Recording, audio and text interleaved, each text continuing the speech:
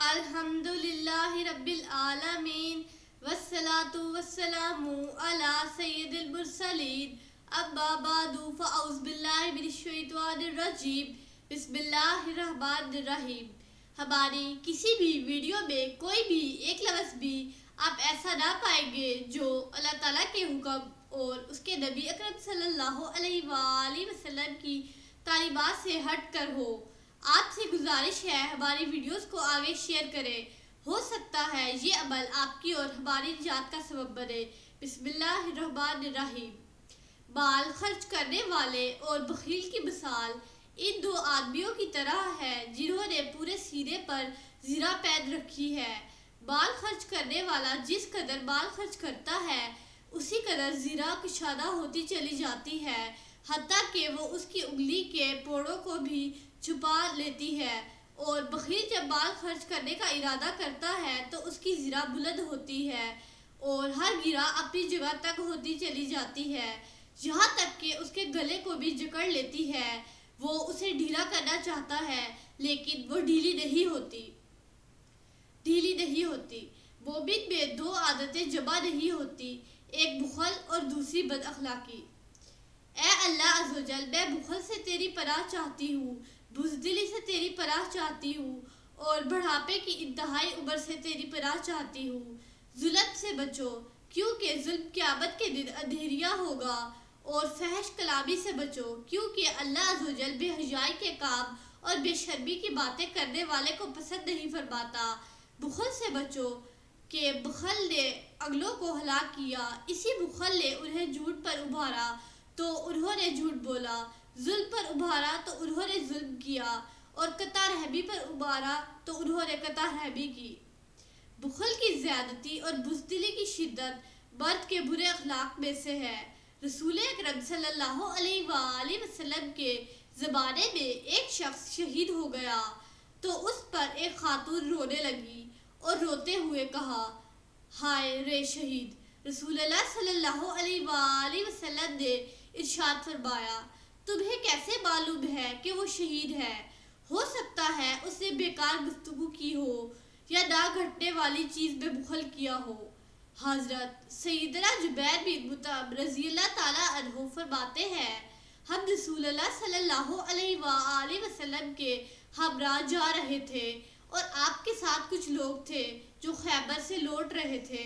راستے میں دیہاتی لوگ آپ صلی اللہ علیہ وآلہ وسلم سے مانگتے ہوئے چمٹ گئے، یہاں تک کہ وہ آپ کو ایک کانٹے دار درخت کی طرف لے گئے۔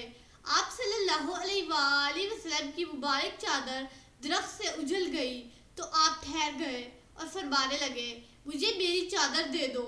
اس ذات کی قسم جس کے قبضہ قدرت میں میری جان ہے، اگر میرے پاس ان خاردار درختوں کی تعداد کے برابر جانور ہوتے تو میں تمہیں تقسیم کر دیتا۔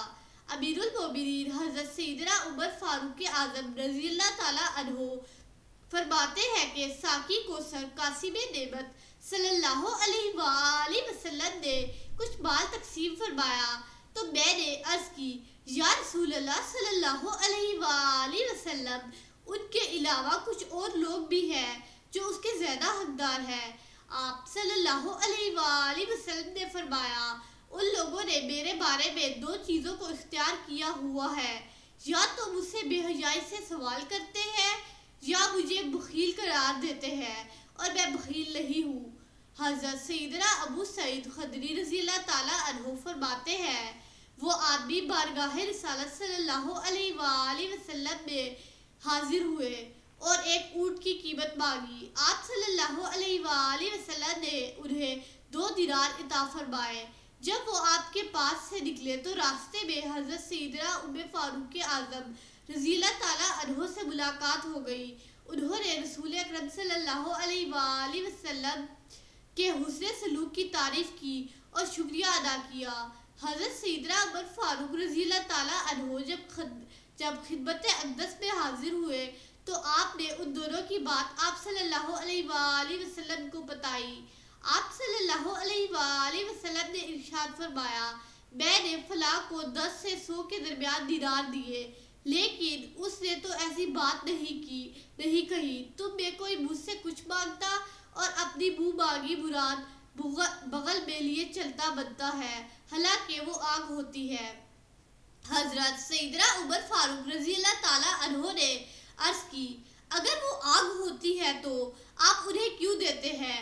ارشاد فرمایا، وہ مجھ سے مانگے بغیر نہیں رہتے اور اللہ تعالیٰ نے مجھے بخل سے منع فرمایا ہے، اس لیے میں انہیں عطا کر دیتا ہوں۔ حضرت سیدنا عبداللہ بن عباس رضی اللہ تعالیٰ عنہ فرماتے ہیں، سخیوں کے داتا بے کسوں کے آقا صلی اللہ علیہ وآلہ وسلم نے ارشاد فرمایا، سخاوت اللہ عز و جل کے جود و کرم سے ہے، تم سخاوت کرو تاکہ اللہ عز و جل تم پر کرم فرمائے۔ سنو، اللہ تعالیٰ نے سخاوت کو پیدا فرمایا، پھر اسے ایک مرد کی شکل دی اور اس کی جڑ کو طوبہ درخت کی جڑ میں راسخ کیا اور طوبہ درخت کی ٹہنیوں کو سدرۃ المنتہا کی ٹہنیوں سے باندھ دیا اور پھر اس کی بعض شاخوں کو دنیا کی طرف جھکا دیا۔ جو آدمی اس کی کسی ٹہنی کو پکڑ لیتا ہے، اللہ تعالیٰ اسے جنت میں داخل فرما دیتا ہے۔ سنو، بے شک سخاوت ایمان سے ہے اور اہل ایمان جنت میں ہے، اور اللہ تعالیٰ نے بخل کو اپنے غضب سے پیدا کیا اور اس کی جڑ کو ٹھوہر کے درخت کی جڑ میں راسخ کیا اور اس کی بعض شاخوں کو زمین کی طرف جھکا دیا۔ تو جو شخص اس کی کسی ٹہنی کو پکڑ لیتا ہے، اللہ عز و جل اسے جہنم میں داخل فرما دیتا ہے۔ سنو، بخل کفر یعنی ناشکری ہے اور ناشکری جہنم میں لے جانے والی ہے۔ سخاوت جنت میں اگنے والا ایک درخت ہے، لہٰذا سخی جنت میں جائے گا۔ بخل جہنم میں اگنے والا ایک درخت ہے، لہٰذا بخیل جہنم میں جائے گا۔ ایک روایت میں ہے کہ بنو لحاد نے کہا، ہمارے سردار جد بن قیس ہے۔ آپ صلی اللہ علیہ وآلہ وسلم نے فرمایا، تم نے ان کو کس وجہ سے سردار بنایا ہے؟ انہوں نے کہا، وہ ہم میں سے زیادہ مالدار ہے، مگر ہم یہ بھی دیکھتے ہیں کہ ان میں بخل ہے۔ سرکار مکہ مکرمہ صلی اللہ علیہ وآلہ وسلم نے ارشاد فرمایا، بخل سے بڑھ کر کون سی بیماری ہے؟ وہ اب تمہارا سردار نہیں۔ انہوں نے عرض کی، یا رسول اللہ خاتم النبیین صلی اللہ علیہ وآلہ وسلم، پھر کون ہمارا سردار ہے؟ ارشاد فرمایا، تمہارا سردار بشر بن برا ہے۔ اللہ عز و جل نے مال کو ایک حکمت اور مقصد کے لیے پیدا فرمایا، اور وہ یہ ہے کہ اس سے مخلوق کی ضروریات پوری ہو۔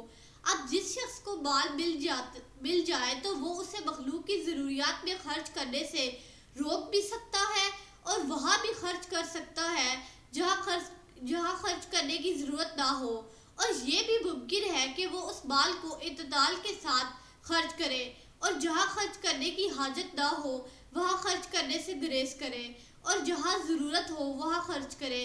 چنانچہ معلوم ہوا جہاں خرچ کرنا ضروری ہے وہاں خرچ نہ کرنا بخل ہے، اور جہاں خرچ کرنے کی حاجت نہ ہو وہاں خرچ کرنا اسراف یعنی فضول خرچی، اور دونوں کے درمیان ایک درمیانی درجہ ہے۔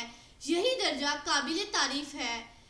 اللہ تعالیٰ نے فرمایا، وَلَا تَجْعَلْ يَدَكَ مَغْلُولَةً إِلَىٰ عُنُوقِكَ وَلَا تَبْسُطْهَا كُلَّ الْبَسْطِ۔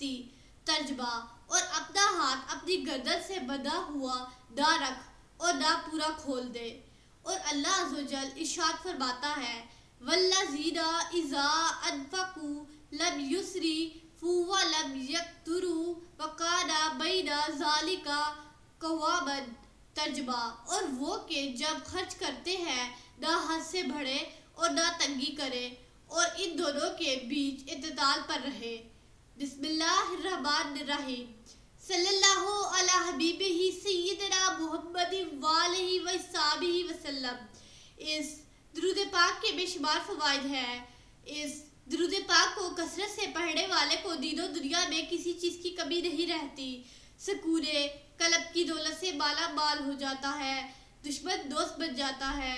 اگر کوئی چاہے دل کی کدورت، کینہ، دل کا میل، بغض، حسد اور اخلاق رذیلہ دور ہو جائے تو اس درود پاک کو کثرت سے پڑھے۔ This درود has numerous benefits. There is no lack of anything in the religion and a word for reciters.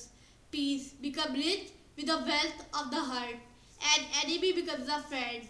If anyone wants the darkness of heart, belies, anger, jealousy, dirt of heart, and ethical behavior get away, so recite this truth frequently. اگر آپ کو ہماری یہ آج کی video پسند آئی ہے تو اس کو لائک کریں اور ہمارے چینل کو سبسکرائب کریں تاکہ ہماری ہر آنے والی ویڈیو آپ تک پہنچتی رہے. اللہ تعالیٰ ہمارا اور آپ کا حامی و ناصر ہو. شکریہ.